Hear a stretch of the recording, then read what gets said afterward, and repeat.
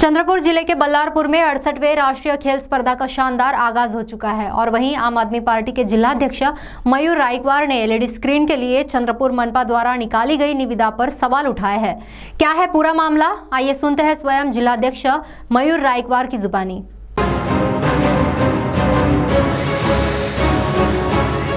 चंद्रपुर जिले के बल्लारपुर तहसील क्षेत्र में राष्ट्रीय स्कूल खेल स्पर्धा का आयोजन किया गया है और इसके लिए लगने वाले एलईडी स्क्रीन के लिए चंद्रपुर मनपा ने निविदा निकाली है, जिसके संदर्भ में आम आदमी पार्टी ने अपना विरोध दर्शाया है। और आपके जिलाध्यक्ष मयूर रायकवार ने इस संबंध में सवाल पूछते हुए कहा है कि जब बल्लारपुर शहर में यह कार्यक्रम हो रहा है तब चंद्रपुर मनपा ने निविदा निकालकर सारी सीमाएं पार कर दी है। चंद्रपुर के जनता का पैसा अन्य जगह पर खर्च करने का अधिकार चंद्रपुर के आयुक्त को किसने दिया है और यह सिर्फ भारतीय जनता पार्टी के नेता और पालक मंत्री सुधीर मुनगंटीवार का मन रखने के लिए यह निविदा निकाली गई है, ऐसा आरोप भी उन्होंने किया है। जिसमें आगे उन्होंने कहा है कि चंद्रपुर मनपा और बल्लारपुर नगर पालिका यह दो स्वतंत्र संस्था है और किसी को भी काम करते समय सीमा से बाहर जाकर वह काम नहीं कर सकता और निविदा के चलते चंद्रपुर मनपा की तिजोरी पर अधिक खर्च बढ़ेगा और इस खर्च को टालने के लिए इस निविदा को रद्द करने की मांग मयूर रायकवार ने की है। चंद्रपूर महानगरपालिके आयुक्त हे नेहमीच टेंडर काढण्यात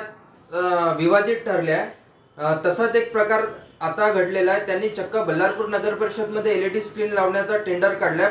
प्रत्यक्षात पाहता चंद्रपूर महानगरपालिका आणि बल्लारपूर नगर परिषद हे दोन्ही वेगवेगळे संस्था असताना चंद्रपूर महानगरपालिकेचे आयुक्त विपिन पालीवाल यांनी बल्लारपूर शहरामध्ये एलईडी स्क्रीन लावण्याचं टेंडर काढलंय। प्रत्यक्षात तुम्ही पहा की चंद्रपूरमध्ये आजपर्यंत जेवढे टेंडर निघाले अमृत कलश योजनेपासून तर सगळे टेंडर हे विवादित ठरले।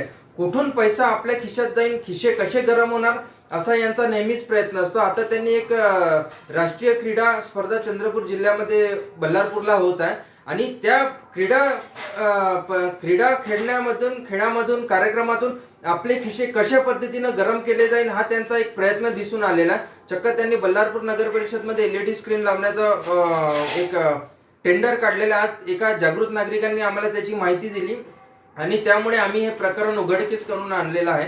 प्रत्यक्षात आता या संपूर्ण टेंडरची आम्ही रद्द करण्याची मागणी करत आहोत आणि येणाऱ्या काळामध्ये या टेंडरची चौकशी करण्यासंदर्भात चौकशी समिती नेमण्याची मागणी आम्ही आम आदमी पक्षामार्फत करण्यात येणार आहे। जय हिंद, जय महाराष्ट्र।